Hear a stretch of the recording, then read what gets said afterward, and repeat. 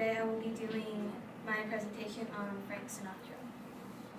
Today I will be talking about the life before his career, his birth, what he did before he became a star, his career and love life, which is music, awards that he won in acting, and his depression and the years leading up to his death.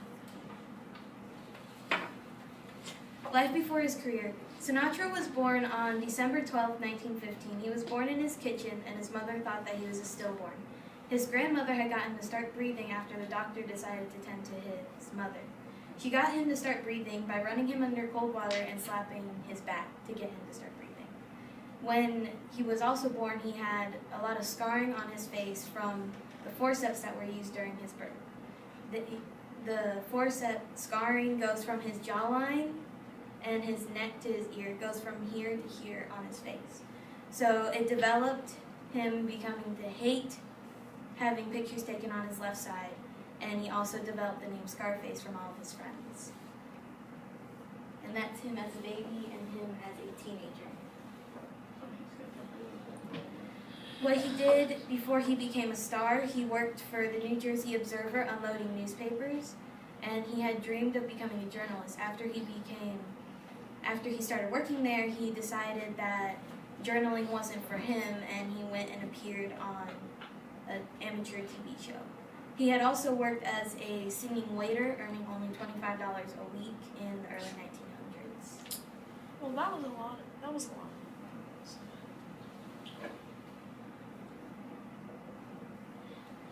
So his career and love life, he appeared on the Major Bowes Amateur Hour in 1935. From there, his career started to take off. He appeared with the trumpet player Harry James and his big band. He also appeared with Tommy Dorsey's big band in 1940.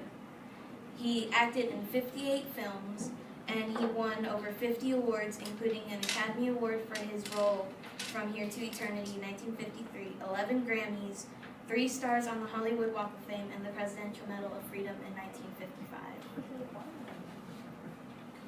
These are his stars. This is one of his Grammys.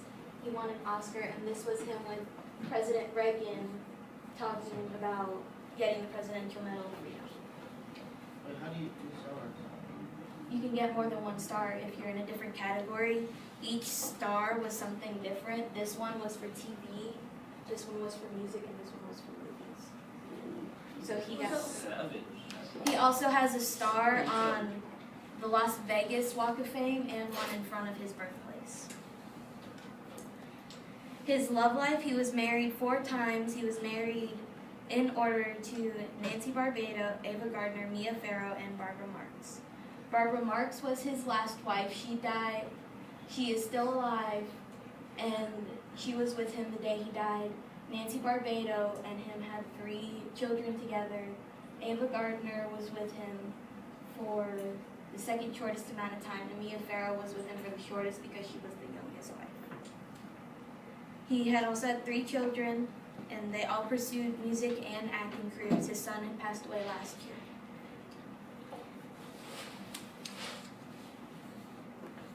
These are his children, Nancy Sandra Sinatra. She's still alive. She is an American singer and actress. This is Frank Jr. Sinatra. He was an American composer, a singer, and an actor. And then Christina or Tina Sinatra was also an actor and singer.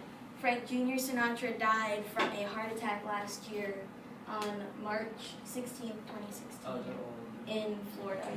And then the picture in the corner is of the 3 of them with their dad. Sinatra's depression. His career had started to fall by 1950, and that's what started him to develop depression. Sinatra suffered from manic depression, which is a type of major. And he attempted to kill himself 3 times, but only 2 of the attempts were recorded. The first attempt was with him taking pills and alcohol at the same time, and then tried to put his head in a gas stove. One of his friends found him sobbing later that day.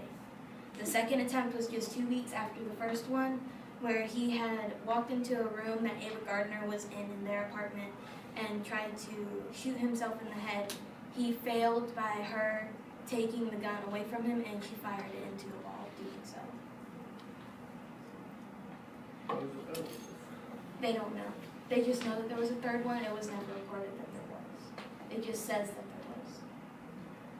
years leading up to his death, he officially had retired in 1971, and he suffered a heart attack that killed him on May 14, 1998 at the age of 82.